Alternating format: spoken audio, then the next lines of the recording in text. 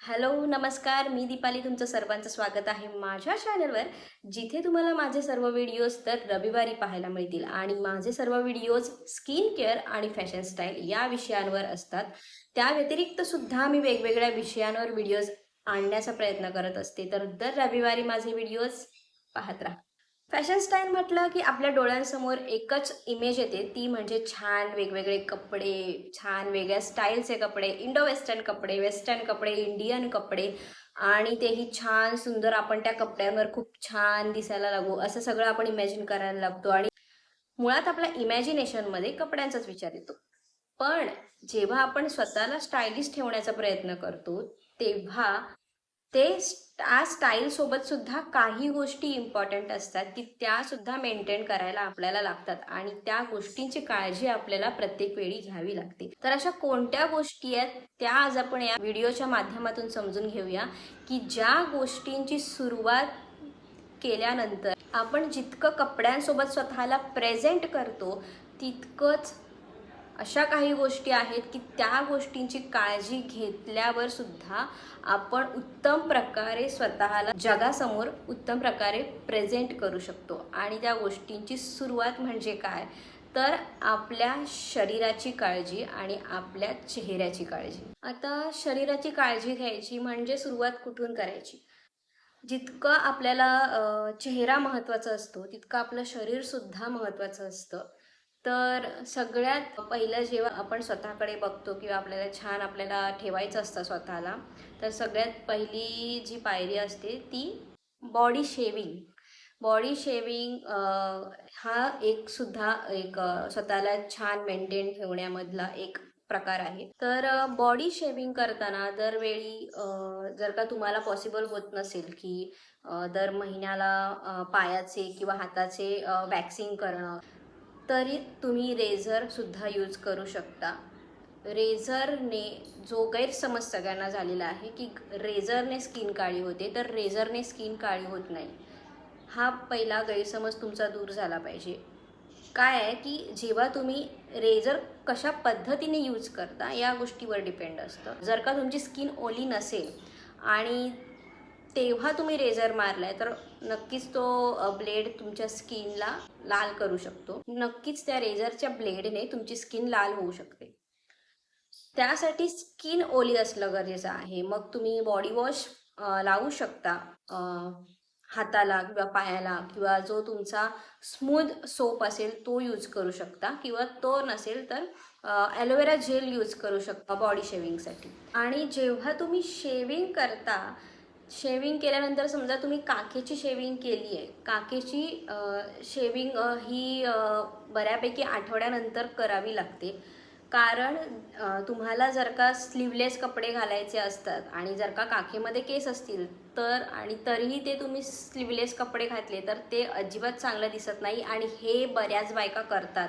केस थोडीफार जरी वाढली तरीही बायका स्लीवलेस कपडे घालतात. पण तुम्हाला तुमची इमेज छान ठेवायची असेल तर प्लीज जेव्हा केस वाढत असतील तर त्यावेळी स्लीवलेस कपडे प्लीज घालू नका. कारण तुम्ही जेव्हा बसने ट्रॅव्हल करता, ट्रेनने ट्रॅव्हल करता, त्यावेळी तुम्ही जो हँडल धरलेलं असतं आणि ते केस इतके वाईट दिसतात काखेमधले. त्यामुळे ह्या गोष्टी मेंटेन ठेवण्याचा प्रयत्न करा. काखेतले जे केस असतात ते आठवड्याने किंवा 10 दिवसांनी काढण्याची सवय ठेवा. शेविंग केल्यानंतर जो गैरसमज आहे की स्किन काळी होते, तर तसं नाही आहे. ज्यावेळी शेविंग केल्यानंतर समजा तुमची काख आहे, काखेमध्ये शेविंग केल्यानंतर तुम्ही तिथे परफ्यूम यूज केलं किंवा स्किन कोरडी ठेवली, ते शेविंग केल्यानंतर कधी कधी स्किन ड्राय झाल्यामुळे खाज येते आणि तुम्ही तिथे हाताने नखांनी खाजवता. अशा काही गोष्टींमुळे सुद्धा स्किन काळी पडायला लागते. आणि म्हणूनच शेविंग केल्यानंतर त्यावर काहीतरी छान मॉइश्चरायझर किंवा बॉडी लोशन लावणं गरजेचं आहे. कारण मॉइश्चरायझरमुळे स्किन ओली राहते आणि जर का तुम्ही मॉइश्चरायझर स्किनला नाही लावलं तर जी स्किन तुमची शेविंग केल्यानंतर कोरडी पडलेली असते आणि तशी स्किन तुम्ही ठेवली तर ती कोरडी पडलेली स्किन काळी पडण्याची क्षमता असते. त्यामुळे शेविंग केल्यानंतर स्किन कोरडी ठेवू नये. दुसरा जो मुद्दा आहे, जो रेझर तुम्ही तुमच्या स्किनसाठी वापरता तो जास्त काळ जुना नसलेला पाहिजे. त्याने सुद्धा स्किनला त्रास होऊ शकतो आणि स्किन काळी पडू शकते. म्हणजे जो गंजलेला ब्लेड असेल, खरंच काही लोक वापरतात, तो तुम्ही जेव्हा यूज करता तेव्हा तो ब्लेड स्किनला लागू शकतो, स्किनला इन्फेक्शन होऊ शकतं. रेझर तुम्ही जेव्हा एखादा चांगला विकत घेता, तो जो बॉडी शेविंगसाठी यूज केला जातो तोच रेझर घ्यावा. आणि तो रेझर घेतल्यानंतर जास्तीत जास्त तुम्ही 4 ते 5 वेळा तुम्ही यूज करू शकता. त्यानंतर नवीन रेझर घेणं गरजेचं आहे. खूप म्हणजे जास्त काळ जुना झालेला रेझर वापरू नये. तर अशा प्रकारे तुम्ही बॉडी शेविंगकडे लक्ष देण्याची सुरुवात करू शकता. जर का तुम्हाला पॉसिबल आहे वॅक्स यूज करणं, तर तुम्ही वॅक्स यूज करा. आणि जर का नाही पॉसिबल आहे दर महिन्याला वॅक्स यूज करणं किंवा काय, तेव्हा तुम्ही नक्की रेझर यूज करू शकता. तर शेविंग मी हे इतकंच म्हणेन शेविंगच्या बाबतीत, की ज्या टीन एजच्या मुली आहेत, ज्या 18 वयापेक्षा लहान आहेत मुली, त्यांनी मात्र बॉडी शेविंग करू नका. त्यांच्यासाठी ते योग्य नाही आहे. त्यानंतर जर का तुमची स्किन टॅन झालेली असेल तर आठवड्यातून 2 वेळा फेस पॅक यूज करणं, आणि तेही घरगुती फेस पॅक यूज करणं, ज्याच्यामध्ये दुधाचा आणि दह्याचा समावेश असतो. जसं उपटन आहे, त्याच्यामध्ये बेसन, हळद, दही आणि रोज वॉटर यूज करून आपण ते चेहऱ्याला लावू शकतो. आणि हा सगळ्यात बेस्ट उपटन आहे. फेस पॅक यूज केल्याच्या नंतर छान मॉइश्चरायझर लावणं गरजेचं आहे. दुसरं म्हणजे जर का चेहरा क्लिन्झिंग करायचा असेल तर कच्चं दूध आणि हळद हे वापरून सुद्धा तुम्ही चेहरा छान क्लिन्झिंग करू शकता. त्यानंतर जर का चेहऱ्याला तुम्हाला स्क्रब करायचं असेल तर मी सांगेन स्क्रबची जास्तीत जास्त सवय ठेवू नये. ज्यावेळी चेहरा खूप जास्त टॅन झालेला असतो, अशा काही गोष्टींच्या वेळी एकतर 10 दिवसांचा गॅप ठेवून तुम्ही स्क्रब करू शकता. कारण बऱ्याच जणांना जेव्हा स्क्रब करतात त्यावेळी वाईट सवय असते की ते स्क्रब करत असताना जे स्क्रबिंग क्रीम असतं ते स्क्रब यूज करत असताना जास्त प्रेशर देऊन स्क्रब यूज करतात, आणि त्यामुळे आपली स्किन जास्त सेन्सिटिव्ह होते, जास्त लालसुद्धा होते. त्यामुळे जेव्हा तुम्ही स्क्रब लावता, स्क्रब यूज करता, तेव्हा हलक्या हाताने चेहऱ्यावर मसाज करायचा असतो.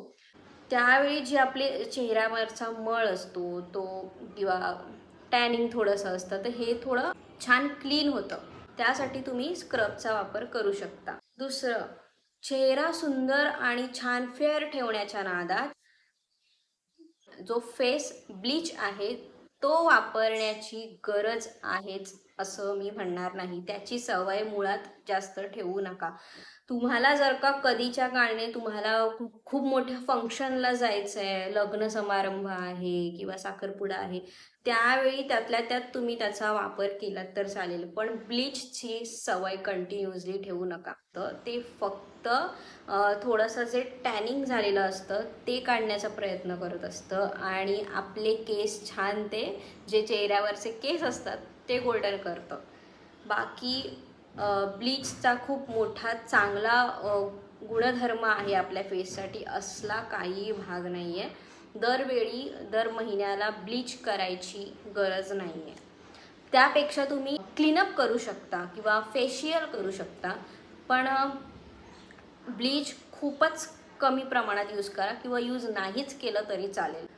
दुसरं आहे ते म्हणजे आयब्रोज करणं सुद्धा गरजेचं आहे. स्वतःच्या पर्सनॅलिटीमध्ये ग्रोथ आणण्यासाठी ह्या सगळ्या बारीक सारीक गोष्टी करणं गरजेचं आहे. पण तुमची इच्छा असेल की तुम्हाला नाही करायचं आहे तर ते नक्कीच तुमचं मत आहे. पण जर का तुम्हाला अजून छान ठेवायची सवय करायची असेल तर आयब्रो करणं तितकंच गरजेचं आहे. आयब्रो केल्यानंतर आपल्या भुवयांना जो छान आकार येतो, तो आकार आल्यानंतर आपल्या चेहऱ्याचं सौंदर्य खुलून येतं नक्कीच एक उत्तम शेपच्या आयब्रोने. त्यामुळे आयब्रो करणं गरजेचं आहे.